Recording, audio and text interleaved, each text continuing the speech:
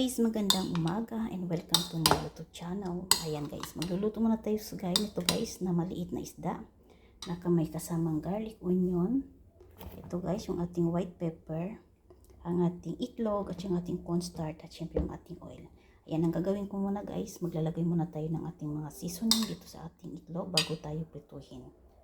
Ayan. Maglalagay ako guys ng ito guys para maging mabango. Ayan, isang kutsara lang guys. Ayan, ang ating white pepper. So, ganito lang. At syempre, yung ating cornstarch. Ayan, ihahalo na natin guys. Ang ating cornstarch. Ayan. Ayan, 2 spoon. Ayan. Ang ating itlog, isang itlog lang yan guys. Ako lang kasi kakain yan eh. Yan. Ihalo na natin para pwede natin mag-umpisa na gisay, natin, prituhin natin at ulam na guys. Ito lang yung guys, mabisa guys na pagluluto. Mabilis lang to guys.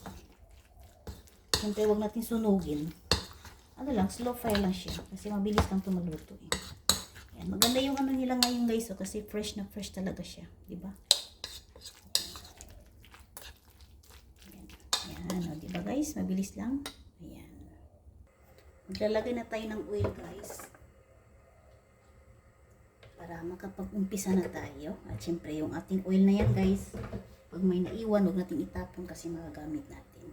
So, itutuloy ko lang guys habang hinintay ko maging mainit yung ating kawali. Ayan, iyan ko muna yung isda guys. Ano naman to guys? $2.50. $2.50. Dahil binili ko dalawa. Bali, $5. So, meron pa ako extra na naman ngayon dun sa ref. Para pag anytime, ito lang kakainin ko guys. Diba guys? Ayan, mainit na natin kawali guys. Lagyan na natin guys. Ayan, 2 piraso. Kasi ako naman kakain yun. Ayun, no? O, diba? Pinanta kasi ako sa palengke. Ayan, nakita ko yan. Binili ko. Pero sa Pilipinas, guys, malaking klase ito. Malaki ito. Dito mga maliliit. Yung ba may mga buto-buto na siya, yung bilis. Yun, maganda yun. Kasi mararamdaman mo talaga na yung isda talaga niya. So, ginagawa ko na guys, sinatanggal ko yung ulo kasama na yung buto. Tapos yung laman lang nilalagay ko. Ganun din guys, garlic, onion. Siyempre, ilalagay natin yung ating, tawag na? Yung ating itlog. Yun. Ganda yun guys. Pero ngayon, wala nang mura ngayon sa Pilipinas guys. Dati, mura lang yan. Yan, hindi pa nagkaroon tayo ng kakong-karaso. Lagyan pa rin na natin. Yun, no?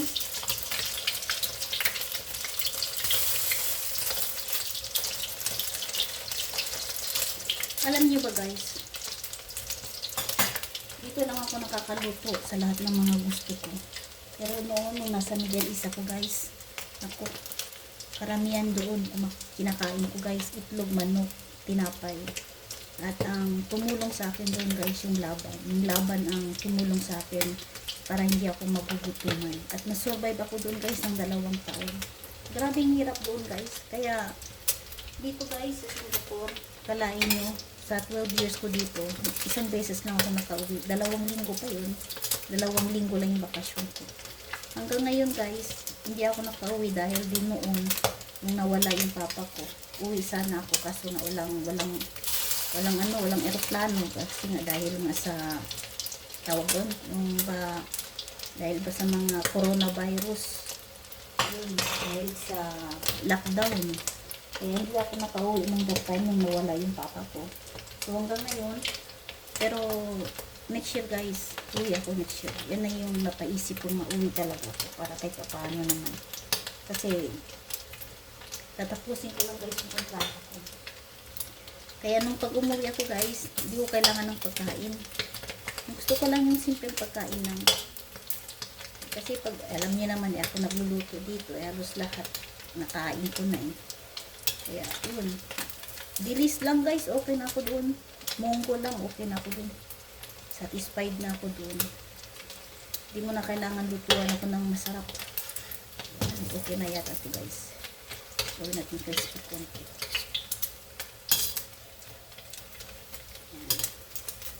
Maraming salamat pala guys sa mga walang sawang nagsusuporta sa akin dito sa YouTube guys. Lalo na sa mga kaibigan ko sa kabilang platform na lagi nandito. Kaya humingi ako ng pasalamat. Yeah. Binabalik ko lang din guys yung mga ginagawa nyo sa akin at mga pinaparamdam sa akin. Yan, okay na yata ito isa guys. Look at this. Ayun, no? Nakadalawa na tayo guys, oh. O, di ba guys? Nakadalawa na tayo.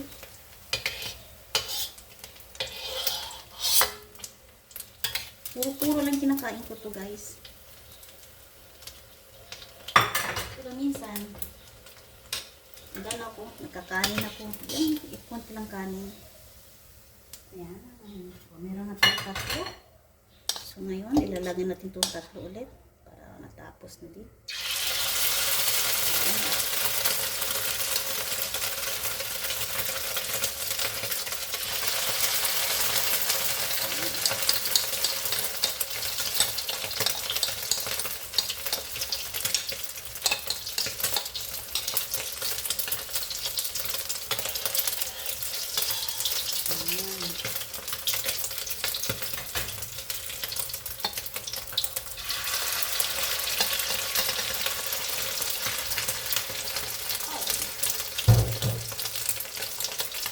Diba guys? Ang bilis lang oh. Tapos na ako. 6 pieces lang nakuha ko. Yun oh.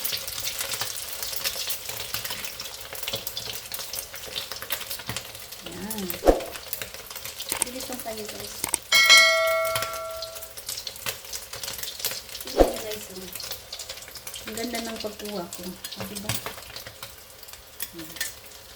Puro lang to guys. Okay na. Sold. Diba? Oh. Kailangan natin bantayin guys. Para hindi siya masunog. Kasi alam niyo naman, maliit na klaseng isda lang to. Kailangan natin baliktarin every minutes, every seconds. Para hindi masunog yung ang ating ulam.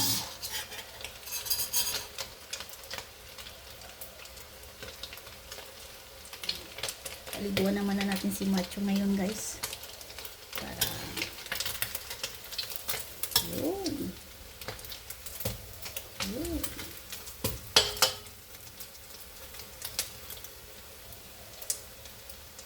May ulam na naman si Dorarat. Last na po.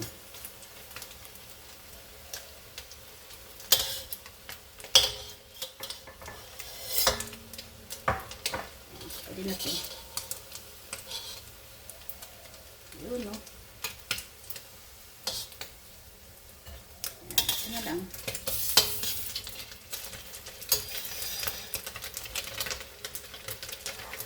Keep shining.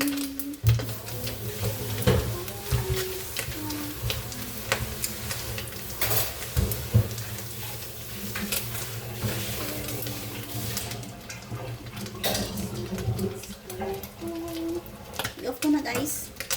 Ayan.